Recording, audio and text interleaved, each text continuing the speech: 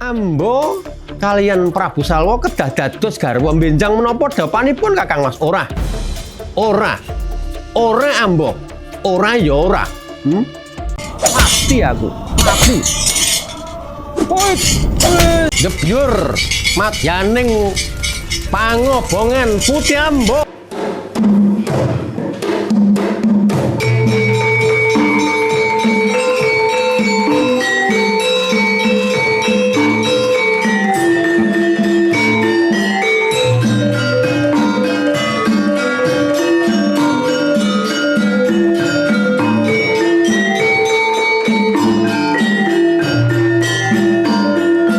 Mahabharata Wikrama Dharma.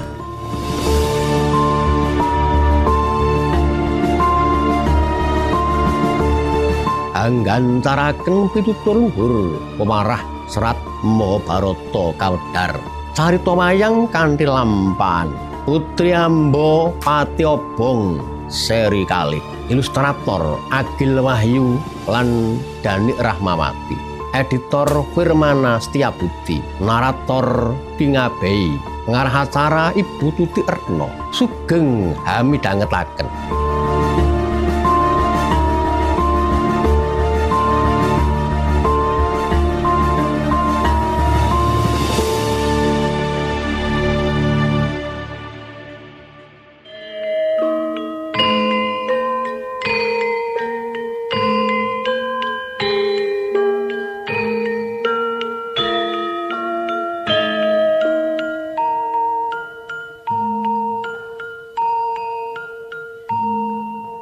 Ganggeng ngirim-ngirim arom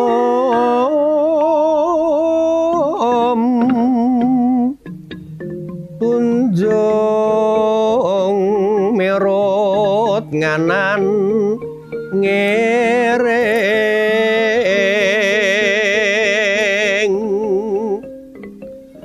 delek nywangronging sila lalu mute angalingi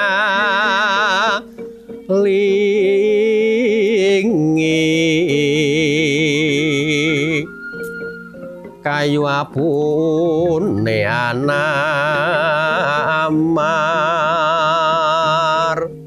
among sokalalar keli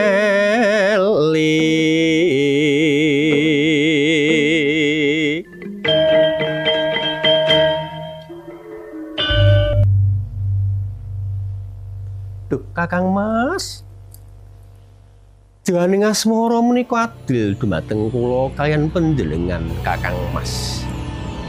Mboten saestu pisah antasipun Ambo lan Prabu Salwa ing negari Sabapura. Kula tetep saged dhaup kaliyan paduka Kakang Mas. Nanging ngene ya Ambo.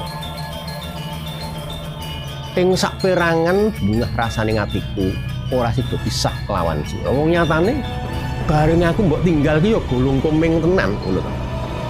Rumangsaku kemetok-ketok wae gemandul ana ning padoning netra wae. Nanging kados pundi? Yen tak sundukke ngreh kasatriyan anggonku nampa sira iku mau mengko bakal ndadekake pepering kasatriyanku tak kandhani. Lho. Kok saged mengkaten menika kados pundi? Lah iya. Prabu Salwa nalika semana sing ngleboni sayemboring negara Kasipura. Merga saka akeh panglamar iku mau temah dadi pasulayan peperangan gedhe. Kang mbotoi nalika semana si Bisma Dewa Brata ki narayok para ratu 1000 negara kang padha nglamar marang sira lan adimu Ambika Ambalika. Pungkasane pun Kakang uga kalah jroning peperangan. Ateges Prabu Salwa ora pantes sesandingan kelawan Ambo. Ateges kowe dudu jodohku, Yayi. dudu calon garwaku Ambo sebab aku kalah kelawan si Dewa Brata. Mengke riyen to. Kados pundi to penyanyi ku pinarak rumiyin to pinarak. Gregeten to aku karo piyai siji iki. Ngeten lho. Niku kula niku nggih mun meh diboyongi negara Ngastina Kakang Mas. Nanging pancen kula nyuwun palilah kayan pun Bisma. Nyuwun palilah kayan pun Bisma supados kula menika dipun luwari. Supados kula menika mboten kaboyong ing negari Ngastina sebab menapa? Jebul kula menika mboten dipun dhawuhaken kaliyan pun Dewa Brata menika mboten nanging kula dipun dhawuhaken kaliyan rayinipun inggih menika Citragada lan Citrawirya. Pramila ora inggih mboten adil to niku namanipun ngapusi kaliyan Dewi Amba. Pramila Kakang Mas, sampun mboten perlu menggalih ingkang mboten-mboten. Nggih. Kuasipun Amba kaliyan Prabu Salwa kedah dados garwa benjang menapa dapanipun Kakang Mas? Ora Ambo, ora ya ora. Yen nadyan aku ratu cilik-cilikan tur aku isih enom. Aku isih duwe kaprawiran. Aku isih duwe harga diri. Ora bakal aku ngemis-ngemis katresnan karo kowe. Ora bakal aku ngemis-ngemis putri marang si Dewa Brata. Aku iki netepi jiwa satriya gandeng ingsun kalah tanding karo Bisma teges ora wenang mupu putri telu saka negara Kasih Amba Ambika apa dene Ambalika yen ngono. Yen ngono wis janji aku nrumeng pantun. Mangsa borong aku ora bakal dhawuh kelawan kowe. Waduh, Kakang Mas.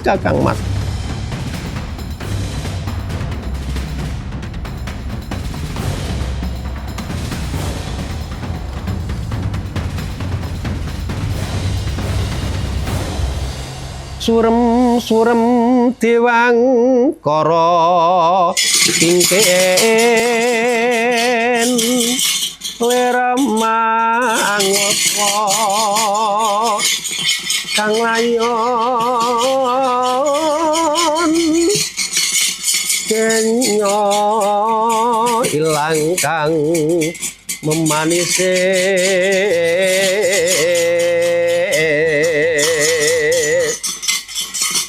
wadananira layu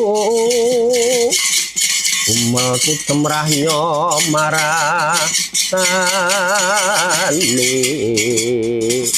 batobat ora bino rasa iki jeneng lanangan iki ya kaya ngono kuwi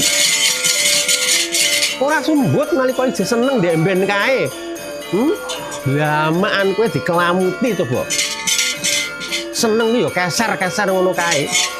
Ora ono ditekok-tekokke. Bareng saiki wis bebasan ngemut gula krasa legi wis wareg mangan gula. Wadahe lodonge ditinggal sak nggon-nggon yo. Rumangsaku ora Bisma ora Salwa ya wis padha kae batobat. Apa yo kelakon aku dadi putri kowar dewa. Wong aku kondrono negara Kasih aku malah bakal didukani dening Kanjeng Rama Prabu Darmamuka. Duh adikku. Tibake malah bener putri sing ora aneh-aneh. Wong wadon sing lugu kaya Ambika lan Ambalika kuwi tinemune malah kepenak ora kaya aku iki kakean ide. Entekane malah ditampik Bisma ya ditampik karo si Koko Prabu Salwa penyan kok nggih tegel kayan kula. Dewa iki lakon iki dadi piye? Ya, aku bakal gugat. Aku ngerti yen sing jenenge Bisma iku mau tunduk patuh karo gurune Resi Parasurama. Duh, Sang Resi kula suwane ngaso paduka Sang Resi. Anlasa wana wasa tumurun ning durang trabe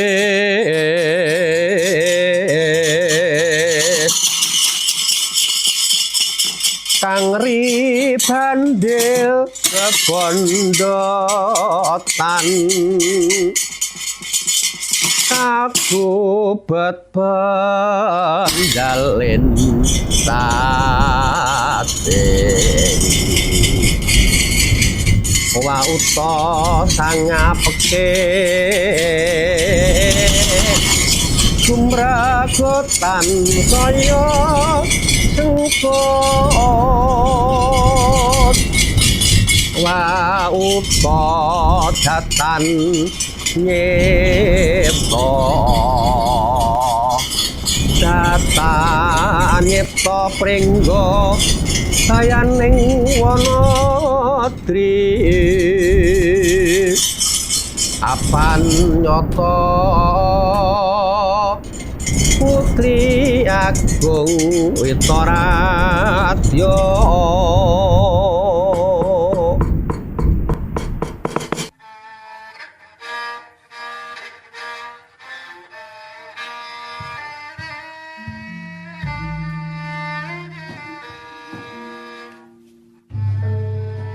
anggem perang kula kidang tindaking Dayamba Ngupati pertapan Anggrastina dipokipun gurunipun Resi Bisma inggih Resi Rama Bhargawa menapa ta wigatosipun sinebut Rama Bhargawa sebab turunipun Dewa Kaswargan Maharsi Bregu satuhu Sang Resi Rama Parasu satunggaling pandhita ingkang mumpuni saliring reh sanes kara putus ngelmu widya hastra marjayeng yuda inggih menika ngelmu kawruh laring aprang sekti mandra guna prawira jayeng palugon jagat tanana ingkang mapaki kasektening Maha Guru Rama Parasu kaparosnate nyirnakake para satriya-satriya ingkang hambek angkara murka kalebet Nateng Maspati Sri Harjuna Sasra Bau Pejah Kasulayah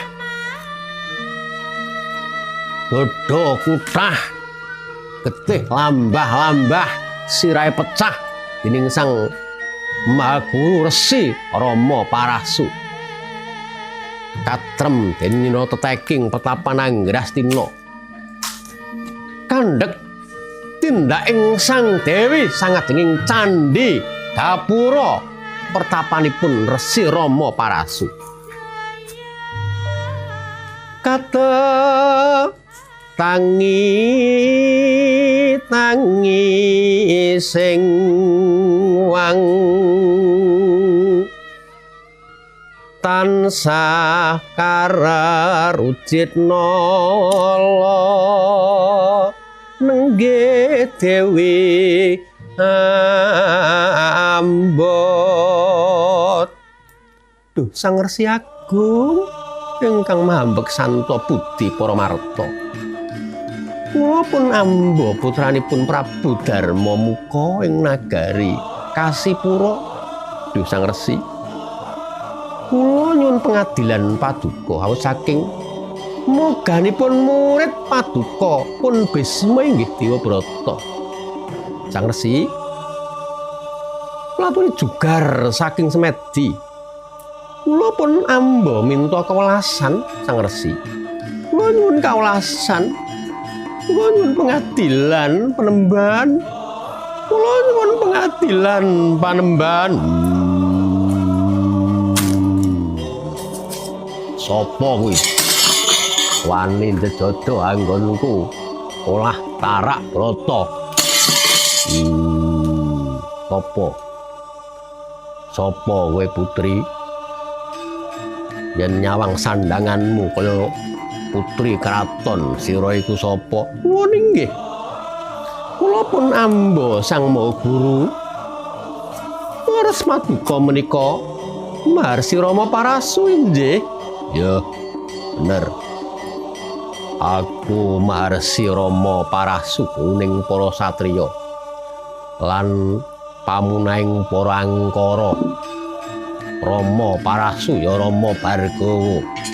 Duh Guru, kula nyuwun pengadilan Guru. Pengadilan perkara apa?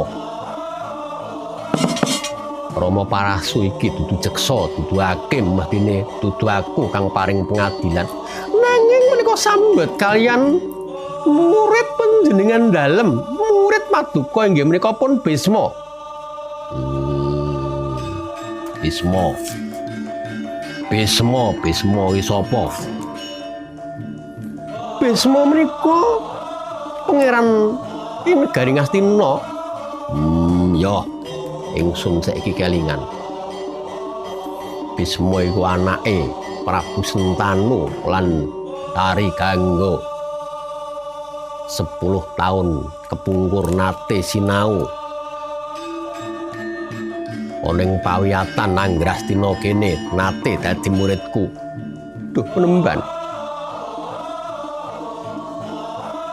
Wayah utawi murid Paduka menika mulang sarak nampek dhateng pasuwitan kula kamangka. Bisma menika nglebeti sayembara ing negari Kasipura mupu kula lan adik kula Ambika lan Ambalika. Dumalang padha jebul kula menika dipun tampik mboten purun krama kaliyan pura. Mboten purun dapan amba penemban. Wah. Apa iya to, Nduk? Wong murid kuwi apik-apik kok. Santri kuwi alim-alim. Aja-aja kowe fitnah. Mboten Guru. Putra Paduka menika pancen murang tata mulang sarak. Kula nyuwun pengadilan. Bapa, wah, pancen kaya ngono. Bisma jumeneh kamung kowe bayi ndek ngisore. Ratu Maespati tak jidet nyawane. Bisma, entenono gurumu kang nekani Bisma. Wah, Bisma. Apa kaya ngono kuwi patraping satriya? Apa kaya ngono ki mau piwulang Persi Rama Parasu. Mboten saronteng manah marsi Rama Parasu tumunten. Rebah saking papan. Tumunten bidhal ing negari Ngastina. Nasak jujur madyaning wana. Gunung-gunung den nunggahi. Segara den templungi. Kali-kali den langkai. Wah, Bisma. Padha ngisini-sini gurumu Bisma. Bukti wibawa ana negara Ngastina. Aja kaget. Gurumu kang nekani Bisma.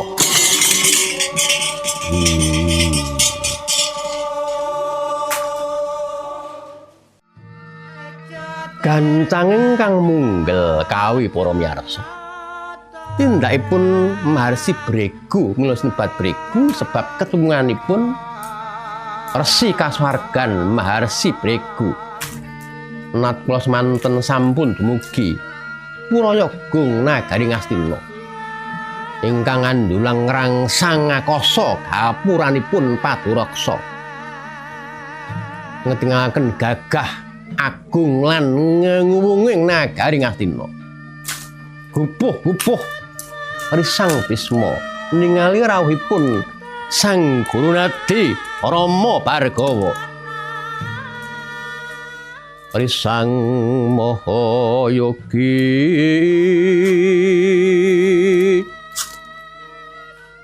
sawusing semedi mungguing patrabaan gangu aningali widiling sasangka.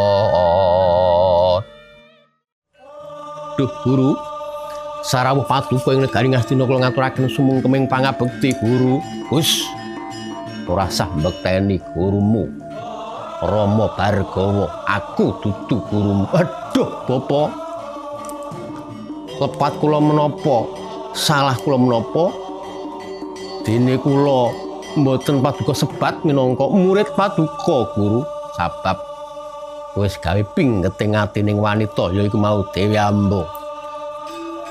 Kowe ngleboni sayembara kuwi mestine ora kena owah ngusir ucapmu. Ora kena mencla-mencle ucapmu yen panjenengan ngleboni sayembara yen kowe menang kudune kowe dhaup karo Ambo. Nanging kowe nampik karo Ambo yen ngono iki pengajaraning Rama Bargawa. Waduh Gusti. Aduh Bapa. Mboten mekaten cariyosipun lho. Wah wis mingkemo kowe. Yen pancen ucapmu bener mesti kowe bisa ngalahake gurumu. Yen kowe ora bisa ngalahke Rama Bargawa bener Padulisi Ambo. Oh monggo Panembahan, monggo. Menawi mekaten menika dados titikan lersing patrap kula pramila monggo kula dherekaken. Wah wani karo gurumu keparat. Ayo maju kowe Bisma tanding lawan gurumu Maharsi Rama Bargawa. Ayo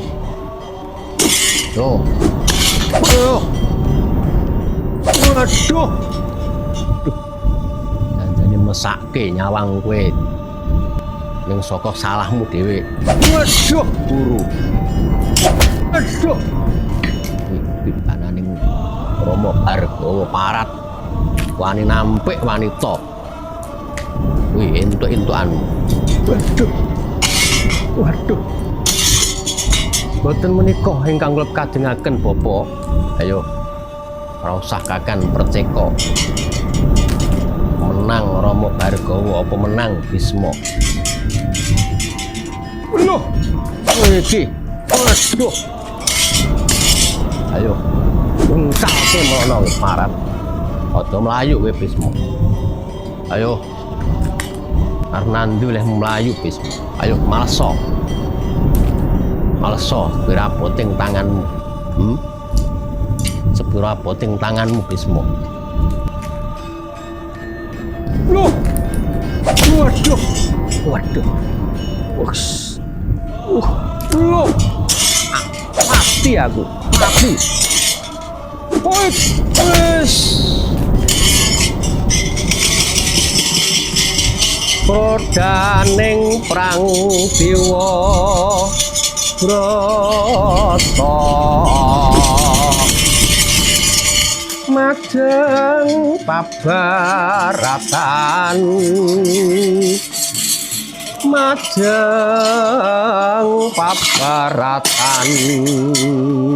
Duh guru kados pundi kok penyen malah kawon kalian Kakang Dewa Brata Sang Resi. Wah bocah ayu wujudmu nang jebul elek kebutenmu. Awi wong tuwa malah mbok garok-garokke kaya ngene. Mbok kon belani kowe jebul kowe ngapusi kelawan aku. Ngapusi kados pundi kula niku boten ngapusi. Mau tak tondo. Yen pancen bener wadulanmu marang pun Bapa mesti menang musuh Dewa Brata. Gandeng pun Bapa kalah. Ategesing bener Dewa Brata sing nyeput kowe. Mula mangsa borong putih Bapa melah dalah piye lakon kok kaya ngono.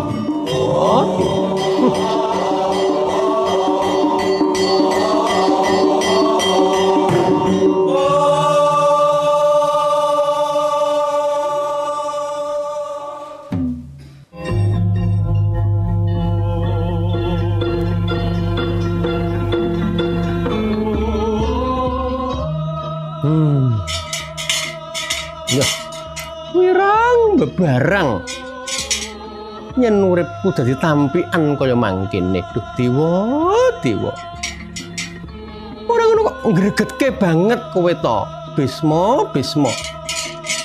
Wong kon ngrabeni putri ayune kaya ngene kok ya moh-moh tenan tobat. Aku arep nyepakke glondong. Tan Bala Pandhawa nyok gumulung makusir ring sata Kurawa gambah wauta Deamba mutung ing manah karana nyuwun pengadilan dhumateng sang guru parandene mboten pikantuk pajar saksana atarak brata nyepakaken glondong kayu garing kayu ageng kayu alit lulung lila legawaning manah sang putri sampun anguk-anguk dhateng Pancaka saksana negakaken gesangipun duh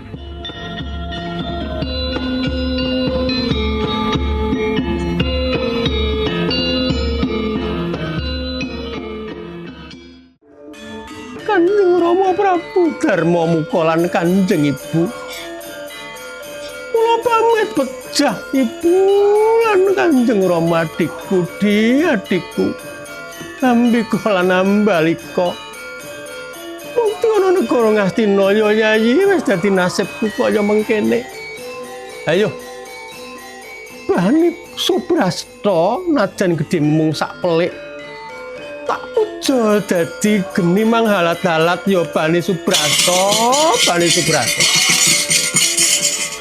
kenging dayaning Bani Subrasta bel dadya dawana salumbung bandung gedene kantut Kaliwandari Sangayu Sembusana sarwa seta gebyur madyaning pangobongan Putyamba pejah obong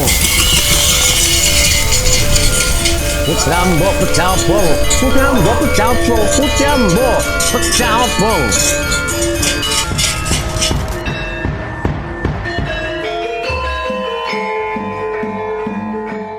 nuwun para miyarsa mekaten gancaring carita wayang Ki Ngabisa kanca nyuwun pamit mugi panggihaning minggu ngajeng nuwun